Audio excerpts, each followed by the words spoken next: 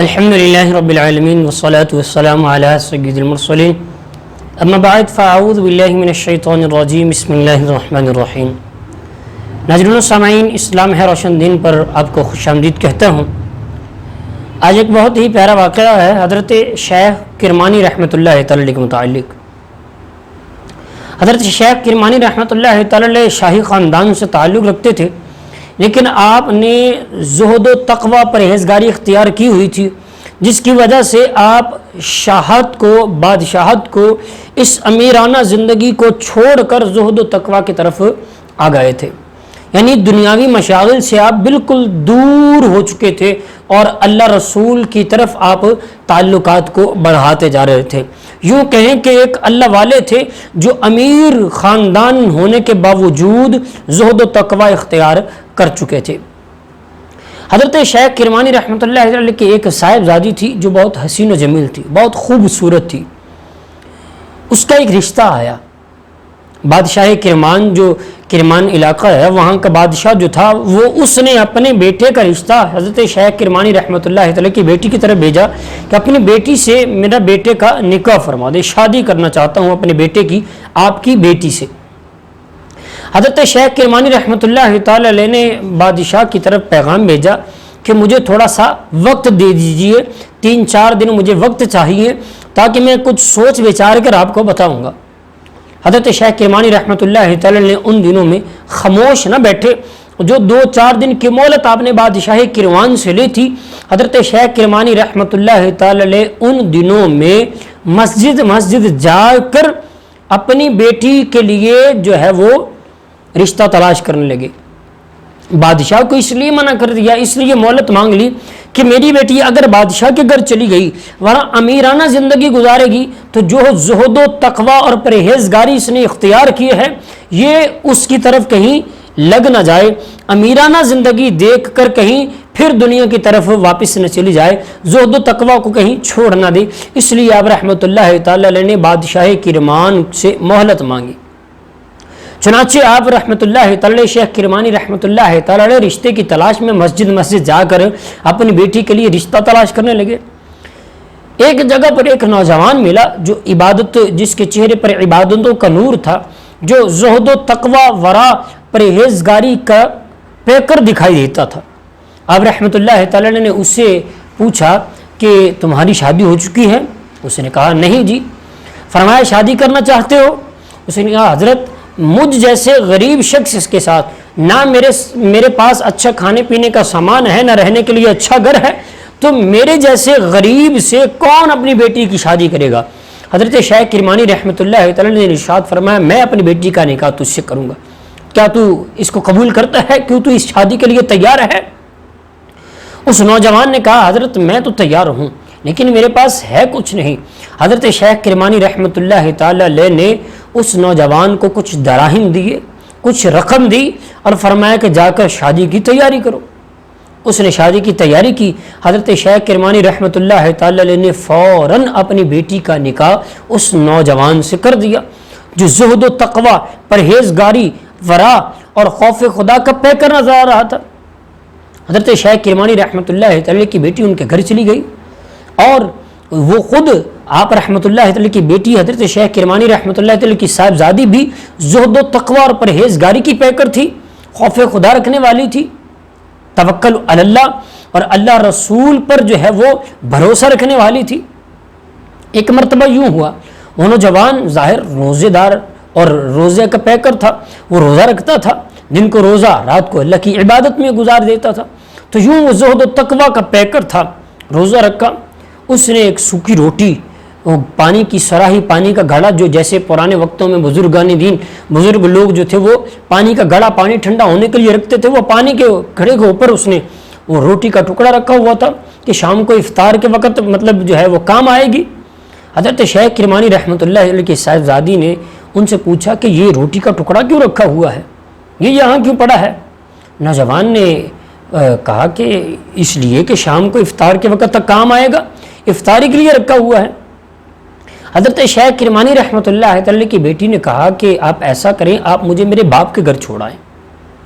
نوجوان کہنے لگا دیکھا میں نے پہلے کہا تھا کہ حضرت شیخ کرمانی اور وہ بھی شاہی خاندان سے تعلق رکھنے والے امیر کبیر اور ان کی بیٹی میرے ساتھ مجھ غریب جیسے انسان کے ساتھ کیسے بلا رہ پائے گی؟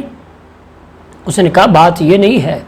حضرت شیخ کرمانی رحمۃ اللہ علیہ کی صاحبزادی آپ کی بیٹی نے کہا کہ بات یہ نہیں ہے کہ میں تیرے ساتھ رہ نہیں سکتی، بات یہ ہے کہ تمہارا اللہ پر توکل اور بھروسہ اتنا کمزور ہے کہ شام کے لیے کھانے کے لیے روٹی افطار کے لیے بچا کر رکھی ہے، تمہارا اللہ پر بھروسہ نہیں ہے، کامل بھروسہ نہیں ہے، کامل توکل اللہ پر نہیں ہے۔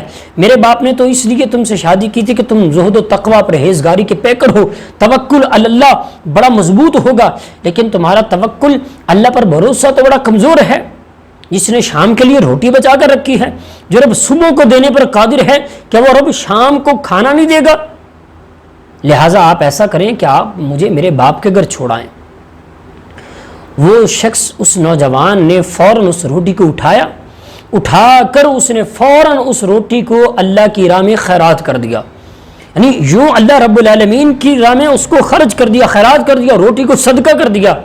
پھر اب وہ جا کر انہوں نے کہا کہ ہاں اب میں آپ کے ساتھ رہ سکتی ہوں۔ ناظرین و سامعین، اس واقعے سے ہمیں کیا سبق ملا؟